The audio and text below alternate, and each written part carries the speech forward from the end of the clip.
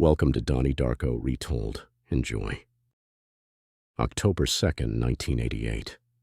Donnie Darko wasn't like other teenagers, haunted by sleepwalking, plagued by visions. He drifted through his suburban life, a misfit in his own family, his school, his world. Then came the night he woke up on a deserted road. Frank, a towering figure, a grotesque rabbit. A messenger of doom spoke to him. 28 days, 6 hours, 42 minutes and 12 seconds. The world would end. This bizarre messenger, Frank, wasn't just a figment of Donnie's troubled mind. He was real, a dark omen of a reality on the verge of crisis. The jet engine crashing through Donnie's bedroom ceiling, a bizarre, impossible event, was just the beginning. Frank's influence grew, pushing Donnie toward acts of vandalism, acts of defiance, a growing sense of unease that something was terribly wrong. School was a battleground. Donnie clashed with his parents, his teachers, the self-help guru Jim Cunningham, whose phony pronouncements masked something far more sinister. Only Gretchen, a new girl, seemed to understand Donnie.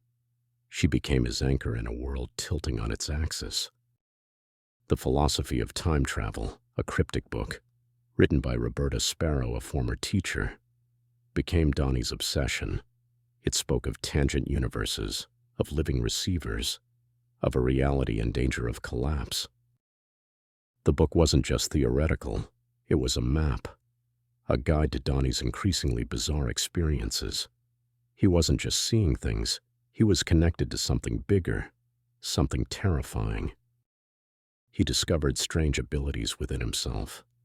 Telekinesis, a manipulation of reality itself. Frank's instructions became more insistent, more urgent. Donnie was the living receiver, the only one who could stop the impending catastrophe. But the price was steep, the path fraught with danger.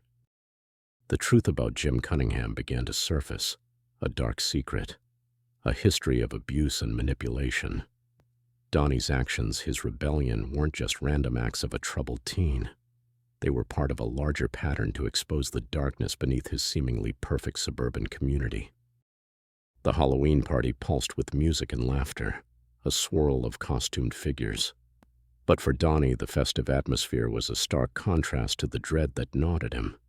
He knew the clock was ticking. The world was teetering on the brink. This wasn't just a party. It was a prelude to something far more significant, a night of reckoning. He sought out Frank, the boy in the grotesque rabbit suit. It wasn't a monster anymore, just a young man, a friend of Gretchen's, a victim of a terrible accident. Seeing him, Donnie understood the tangled web of cause and effect, the chain of events that had led to this moment. The lines between reality and hallucination blurred. Donnie's mind raced, trying to grasp the complex puzzle of time travel, the tangent universe, the role he was destined to play. He saw the connections, the intricate threads that linked everything together. He knew what he had to do, the sacrifice he had to make. His world was collapsing, but he could stop it if he was willing to pay the ultimate price. He returned to the abandoned car, the desolate spot where his journey had begun. The jet engine hurtling through the night sky was no longer a random, inexplicable event. It was a symbol, a marker of his destiny.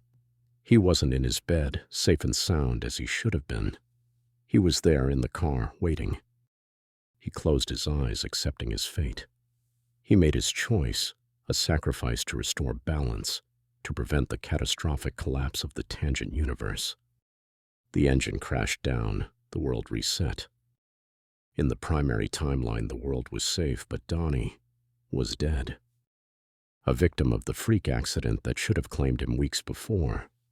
Gretchen, in this new, unaltered reality, felt a shadow of inexplicable sadness, a sense of loss for someone she barely knew. The world was safe, but the memory of Donnie Darko, the troubled teen, the reluctant hero, lingered like a dream, a riddle wrapped in time, fate, and free will. The truth about Donnie, his motives, his destiny, remains a mystery. Yet, his story reminds us that, Even in darkness, there can be light.